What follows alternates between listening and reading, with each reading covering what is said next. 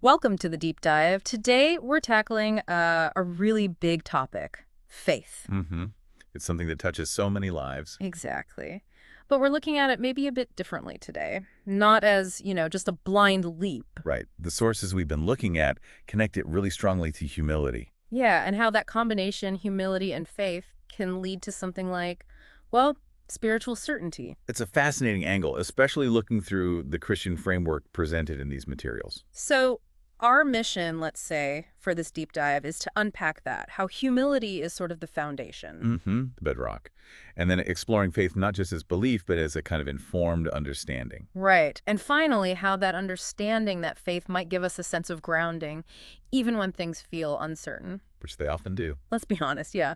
Because faith, the whole idea, it can feel pretty abstract sometimes, can it? Definitely. Especially, in a world that really values tangible proof, Hmm. hard evidence. So hopefully this deep dive offers a bit of a fresh perspective, drawing from these sources. Let's get into it. Okay. So, Chapter 1 really kicks things off by highlighting humility, not just as a virtue, but as fundamental. Fundamental how? Well, it starts with this idea that God's way, God's understanding, it's just different from ours, really different. Okay. So step one is admitting we don't have it all figured out. Pretty much. Sure. It's about acknowledging the limits of our own thinking and being open, genuinely open to divine guidance. And the logic there, the source says, is that God just understands what's best for us better than we do ourselves. That's the core idea. And grasping that, really internalizing it, can give us insight into what actually helps us, what truly benefits us. So it's more than just thinking, okay, I'll listen. Yeah, It sounds like a shift in how you approach, well, everything. absolutely. It's presented as aligning ourselves with this deeper way. Yeah. And that often involves things like self-sacrifice. Which can sound harsh. It can, but the context here isn't punishment. It's more like prioritizing this divine path over, our own immediate wants or ideas. Makes sense. And the sources are clear. This isn't about switching off your brain, right? Or just going on feelings. Not at all. That's a key clarification. It's framed as a pursuit of truth, a dedicated one, that actually leads to transformation, real change. Okay.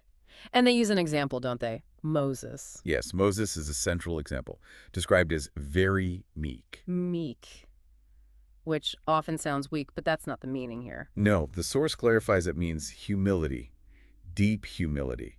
He listened, he walked with God, but crucially, he also admitted when he felt incompetent. He said he wasn't a good speaker. Right. Yeah. He laid out his weaknesses. And the text argues that this very humility, this lack of ego getting in the way, is what made him competent in God's eyes to lead. Wow. That really does flip the script on what we usually think makes a strong leader. It's counterintuitive, isn't it? Yeah. Strength coming from acknowledging weakness, from needing something beyond yourself. So the takeaway from Moses, and maybe more broadly, is that closeness to God, or the ability to truly believe, often comes from that place.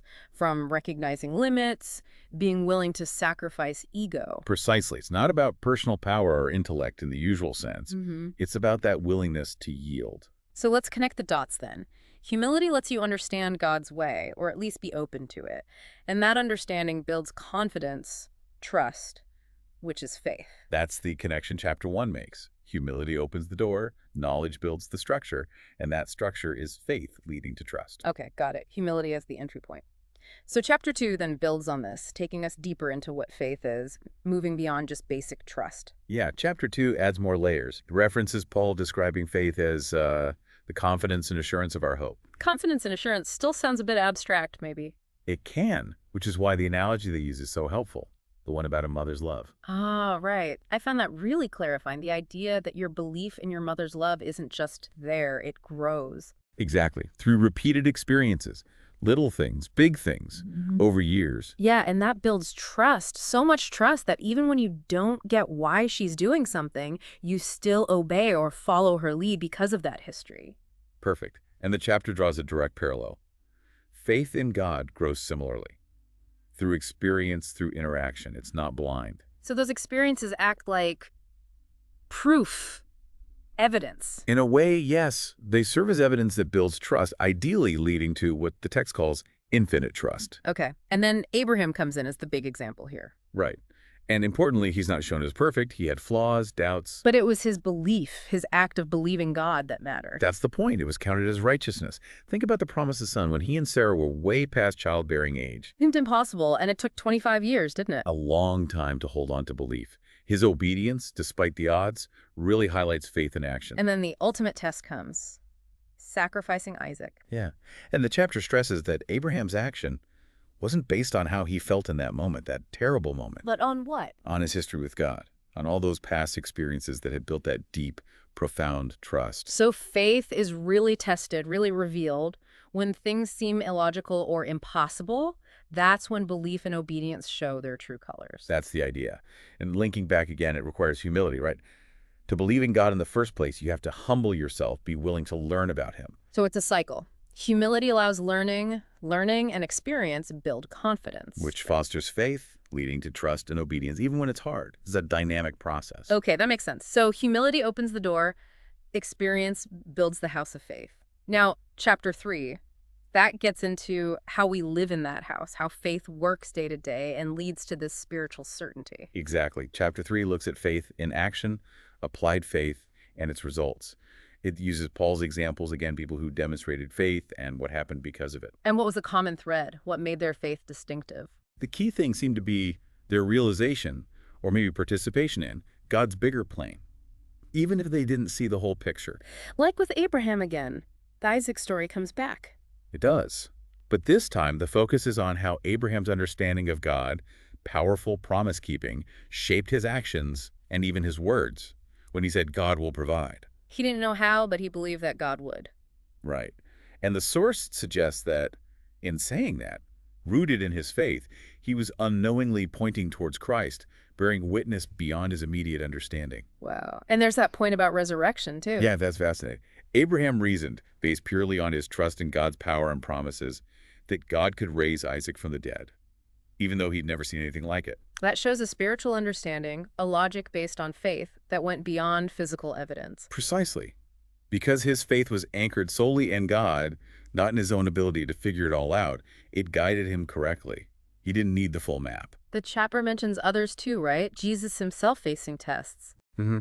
Briefly touches on others, drawing a line from biblical figures to believers today, facing their own challenges, their own tests of faith. So belief isn't just a one-time declaration, it's a life, an ongoing thing. A way of life, exactly. A process of growth, deepening understanding through challenges. And Jesus' call, follow me. How does that fit in? It's presented as the practical path, not just a command, but an invitation to walk closely, to learn deeply, to gain that confidence in his way through experience. Building that trust step by step, like the footsteps in the sand image they mentioned? Exactly, a visual for that journey. Following leads to knowing. Knowing leads to trusting without reservation. Okay, so let's try and pull it all together. Humility lets us learn about God. Right. That knowledge, combined with our experiences, builds faith and informed faith, not blind adherence. And that active faith, shown through trust and obedience. That's what brings a kind of spiritual certainty. Not certainty about what will happen, maybe, but certainty in God's plan and presence, even amidst the chaos. It aligns you.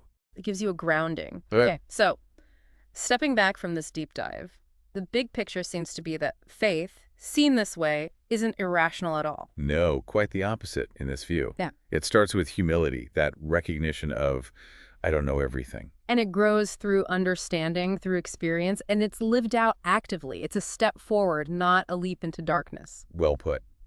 Which leads to, perhaps, a final thought for you, the listener, to mull over. Go for it. How might consciously embracing humility in your own life and how you approach understanding, maybe faith, maybe just the world, open up new ways to trust, new insights? And how might that kind of shift bring a different flavor of certainty when you're facing life's inevitable unknowns? Something to think about. Definitely powerful food for thought. We hope you'll reflect on these ideas, see how they resonate with your own perspective on faith and certainty. Thanks for joining us for this deep dive.